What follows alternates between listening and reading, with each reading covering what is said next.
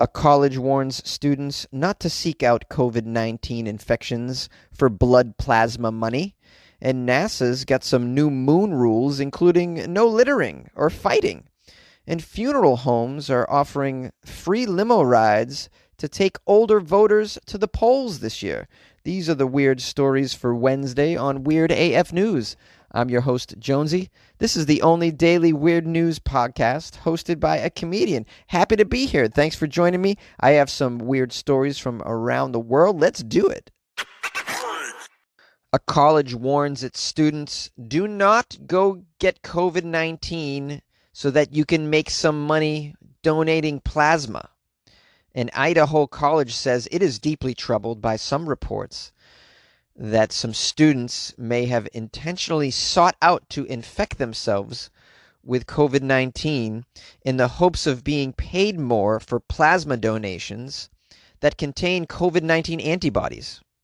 And I was unaware of this, but apparently some private blood banks pay more for plasma that contains COVID-19 antibodies. So now you have a situation where you have college students purposely getting the coronavirus, probably going to coronavirus parties, like we did as kids, the chicken pox parties.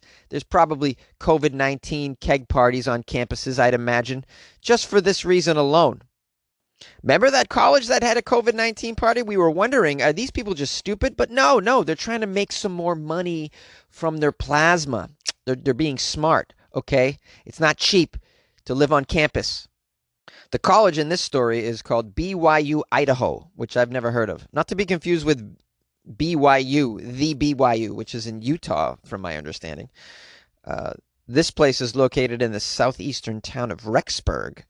They say they're actively searching to find out if any of their students have done this after hearing rumors. Here's a quote from the university. Students who are determined to have intentionally exposed themselves or others to the virus will be immediately suspended from the university and may be permanently dismissed. The university realizes, though, that the pandemic is leading to some strains on their student body, including financial issues. There is never a need, though, to resort to behavior that might endanger the health or safety of you or your fellow students in order to make ends meet, period, the university said. Well, maybe you ought to come down on your tuition because it's way too much money to go to school, in my opinion. And you're putting pressure on students and they have to do such things. This is why students are stripping. This is why students are purposely getting COVID-19 so they can sell their plasma. This is because you are charging too much for an education, sir or ma'am, whoever you are that's in charge of this college. I don't know if it's even a single individual. It's probably not. It's probably, I'd imagine, it's an entire boardroom of old people. And they're smoking cigars. And they're laughing. They're laughing at that oak desk at the thought that students are selling their blood and getting COVID on purpose. They think it's hilarious, those people. Maybe not. Maybe I'm just spinning some sort of conspiracy theory here. Now, what do you do about this? Well, I'm not going to do a damn thing. But if you have a kid at college yourself, then you might want to check in on your child. Make sure they're doing okay in the money department. Okay, maybe find out what kind of parties they're going to lately. Maybe listen closely for a cough, okay? NASA has new moon rules, including no littering and no fighting.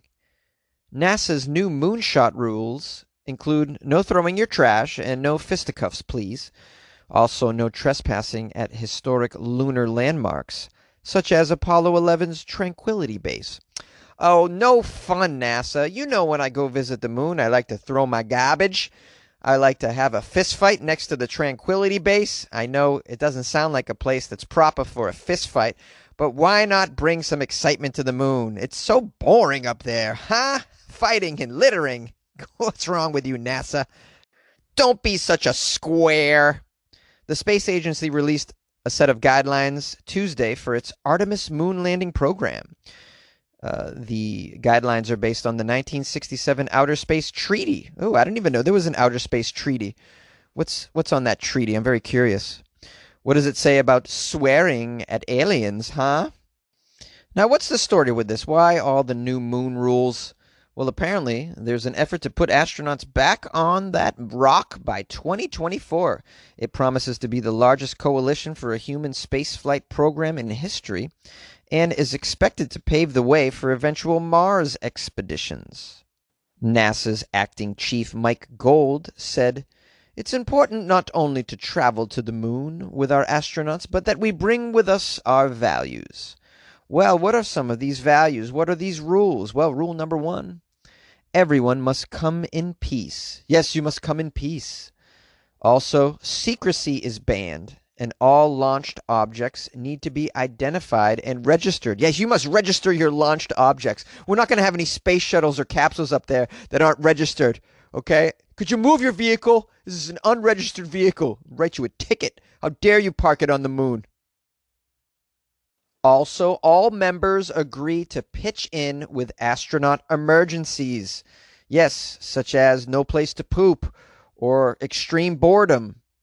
Also, space systems must be universal, so everyone's equipment is compatible, and scientific data must be shared. Also, historic sites must be preserved, and any resulting space junk must be properly disposed, aka no littering around the historic sites, guys. And by the way, the moon is enormous. You should be able to find plenty of other spaces to throw your trash, okay? Also, moon rovers and other spacecraft cannot have their missions jeopardized by others getting too close. Violators could be asked to leave, according to the gatekeepers. The coalition can say, hey, look, you're in this program with the rest of us, but you're not playing by the same rules. And then you could kick them off the moon, apparently. Well, I am all for these new moon rules. We should probably add a few more to them. I would like to add compulsory gym class to keep all the astronauts in shape. They should play dodgeball, kickball, maybe some moon badminton. Who wouldn't want to play badminton on the moon? Wouldn't that be a good old time? Also, I would say you should have Taco Tuesday to keep the spirits up on the moon, you know? It's got to be terrible up there with all that crap food, so at least have a Taco Tuesday so that you guys can, keep your spirits up. Also, what else? I think there should be an open bar on Saturday night. What about that? That's a great idea. Listen, you got to unwind up on the moon. It can't be all work and no play. That makes Jack a dull boy. So break out those bottles. Pour some moon juice. Get everybody happy. Let them unwind. It's stressful being up there, especially with all these rules. You like podcasts? You're listening to my podcast. Maybe you thought to yourself, I'd like to make a podcast. Too difficult. No, not with Anchor. Anchor has free creation tools that allow you to record and edit your podcast from your phone or your computer. Anchor distributes your podcast to Apple, Spotify, Stitcher, and more. They have advertising integration, so you can even make a little money off your podcast. Everything you need to make a podcast in one place. Download the free Anchor app or go to anchor.fm to get started. And good luck with your podcast. Good luck with your creation. Good luck with your life, man. Funeral homes are going to offer older voters free rides to the polls nationwide. Yes, some voters could ride in style to the polls on Election Day this year, courtesy of funeral home limousines offered to chauffeur older residents to the voting booths amid the coronavirus pandemic. Isn't this lovely? It's a feel-good story. The National Funeral Directors and Morticians Association expects to offer some free rides to up to 300,000 people nationwide on November 3rd, including such major cities as Baltimore, Miami, Detroit, Los Angeles, and Kansas City. The program aims to serve those individuals aged 55 and older, but won't turn down any ride requests. That gives me an idea. Won't turn down any ride requests? This initiative has helped get people to the polls in Baltimore for 25 years, did you know? And ridership peaked on election days in 2008 and 2012. They emphasize that transportation is even more crucial this year, as you know, because people are attempting to vote safely during the pandemic, and they may have to travel further with reduced polling places, of course. You'll be happy to know that the vehicles will be sanitized before and after voters get in, and masks are required for drivers and passengers. Vehicle capacity will be limited, and the limousines will only transport groups of people within the same household. Well, this is just dandy. Getting a limo ride to the polls, you and your gramps. What a great idea. I think you guys should all take advantage of this if you are 55 years or older or not. I mean, why not just get a free limo ride to the polls? How do we do that, Jonesy? Well, Jonesy did some research because Jonesy's thinking about calling a limo to get to the poll. Here's the website. It's the National Funeral Directors and Morticians Association .com, but the .com is actually NFDMA. That's N as in Nancy, F as in Frank, D as in door, M as in mom, A as in apple.com. And then you click on limos to the polls and you fill out a little form. They ask you some questions. Number of passengers. And then they let you request a vehicle. Do you want a limousine, 8 to 12 person, an SUV, a 6 to 7 person, or a van, 12 to 15 people? Unbelievable. Obviously, you go for the limo. What are they, crazy? You can even set your pickup time, your pickup point, your destination. You can even leave a note here, like if you'd like some champagne left for you in the back. Oh, man, this is tremendous. This is such a great, it's things like this that make me think the world is amazing.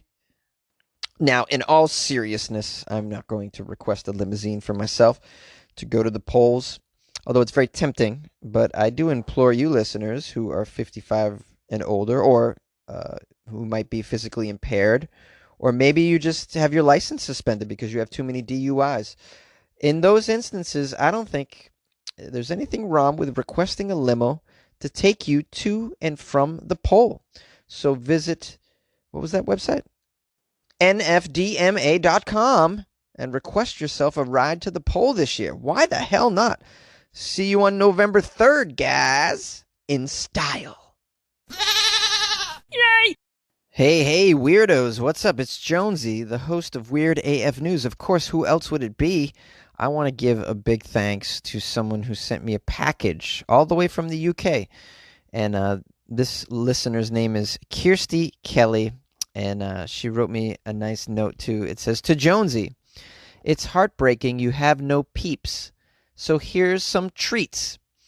And it says, "From Kirsty Kelly, your UK blind listener." And the card says, "Bloody love you." I assume it's in that accent because it's from the UK. Bloody love you. I bloody love you, Kirsty Kelly. Thank you so much for sending me some stuff. Those treats I've never seen before, by the way. I think they're specific to the UK.